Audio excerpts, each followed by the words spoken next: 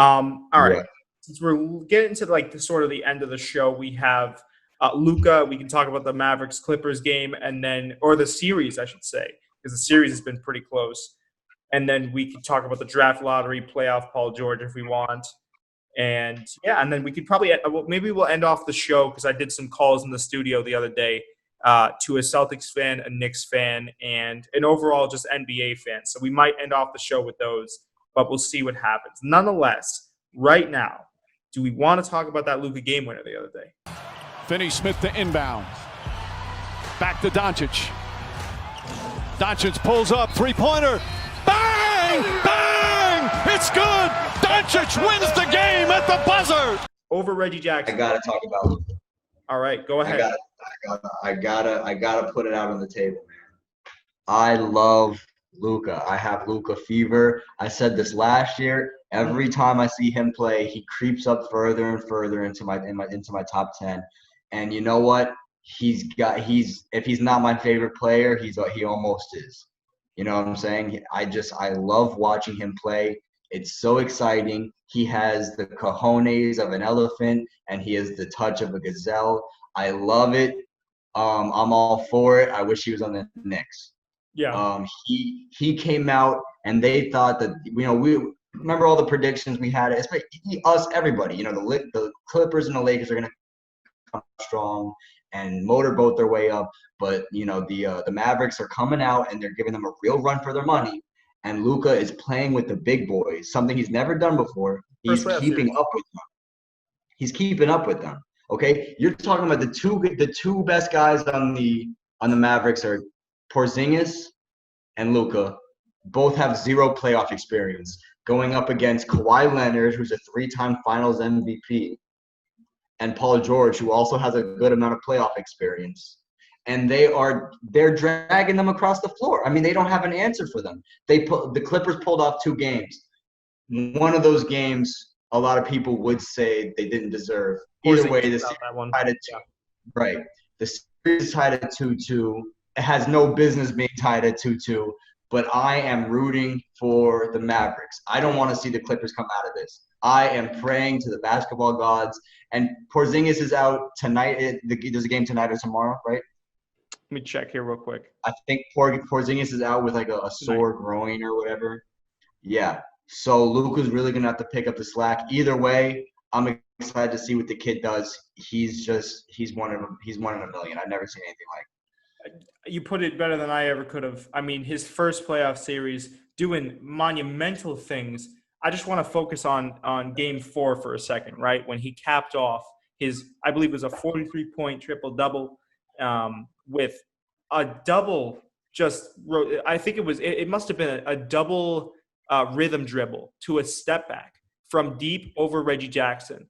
Like, I don't know who thinks of this type of stuff, but one thing that's clear to me, like you said, Luka, shown out for the white guys, right? He's the one putting people on SportsCenter now, right? Like, there's no other way to put it, man. The kid's dropping buckets. He's doing great. I mean, I almost can't believe that it's his first playoff series. It almost seems like, and it's been a big theme for Luka in the NBA, is that he's a rookie, but he's been playing like a veteran, And I don't know if it's indicative of Luka, and I know he put in a lot of work on the offseason. He worked on his body, worked on his game. He's become even more lethal. I think we can see that, taking down a 3-headed tyrant like the Clippers. But that might also be indicative of the EuroLeague where he came from. You know what I mean? They produce some really talented players. But, I wanted to give that little shout out to the EuroLeague just to know that we over here at Spreading the Floor, we understand, we recognize the EuroLeague, and we all know that you're a pretty solid league, not like the NBL. But nonetheless, Luka playing out of his mind. Like you said, I think he lies in my top 10, at least favorite players. I don't know about best players. I'd have to give that a lot more thought. I think there's definitely an argument there that he could be put in that conversation for sure. Just a really, really, really talented guy. And, the scariest thing is, Nigel, I don't know if we've seen his ceiling yet, which really, really scares me. You know what I mean? It really scares me. I see MVPs coming the man's way. I do in his future. Yeah. 100%. And you know what? You know what it is about Luka's game is just that. I think Mark Cuban is a perfect host for the European players that want to come play in the NBA. I Yeah. think that's hilarious that all the European players go to the Mavericks. I like that though. I like that for the Mavericks. That's kind of their thing, and I respect it because it's been working. Yeah. It's their The identity. thing about Luke, right? And like you said, like shout out to the EuroLeague. I mean, you just see so much finesse in Luka's game, and he's not the most athletic. He's not, you never like you look at a guy like John Morant Mm. comes down off a monster slam, lands off balance on one foot. Every time the man lands, I'm biting my fingernails, thinking he's gonna break, snap his leg. Luka, everything he did. I mean, I'm never scared about the kid. And I'll knock on wood. It's just I see a very calm, poised game. Like you said, he plays like a veteran. He goes out there. He's not nervous. It looks like he's in his element. And you know what? It looks like he's having fun. And I think that's the sign of a great basketball player. I mean, go back and watch Kobe, MJ, LeBron. They're all having fun. You know what I'm saying? I mean, they're taking it serious, but they're having fun doing it. They're not, you could see the way that they're poised across the court. Right. And Luka's out there. He's having a good time. Him, Boban Bogdanovic, Porzingis. I mean, they're all just out there. Steph Curry. They're hooping up. Right. Right. They're all out there hooping up. I'm so happy for Mavericks fans. Like seriously, I wish it was me. Yeah. Yeah. Well, I think it's cool what you said, like the Mavericks, the EuroLeague All-Stars or whatever they're called. I think that's what a lot of NBA fans call them. Yeah, man. And we were talking about Luka here, and Luka deserves a lot of praise. But like you said, let's not skip over the Porzingises, the Seth Currys, the Boban Marjanoviches. The guy 7'3" has amazing offensive prowess, footwork. I mean, just an overall, just a great dude too. I mean, I don't know if you've seen any of Boban's interviews; they're hilarious. I'd probably buy a Boban jersey if I wasn't going to buy a Luka jersey or something like that. Just an overall great team to watch. And yeah, I mean, there's not much more I can say. I guess I'll give my prediction. I think this Luka game winner is and has, and I don't know if did you watch the end of that game? Yes. Yeah. Did you see the Clippers players walking to the tunnel? Yes. They looked extremely deflated. Now, we talked about this way earlier at the beginning of the hour in the show. This kind of shift of momentum that I think occurred last night when Luka hit that game winner in Reggie Jackson's face. Think about the Clippers, right? They pride themselves on being a defensively sound team. Obviously, that Pat Beverly's out, so they have that defensive piece not missing from their squad. But still, you have Paul George not playing to the best of his ability already. That's going to affect his confidence. You have Kawhi playing, trying to carry to no avail. Then you have a guy like Luka comes along, first playoff series. Hey, excuse me, step back in your face, wet. Yeah. There's not going to, this shift of momentum is 100% the Mavericks way. And I think the Mavericks finish off the series dominantly. And I'm going to say that with my chest.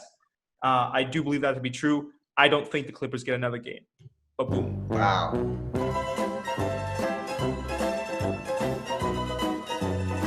You're crazy.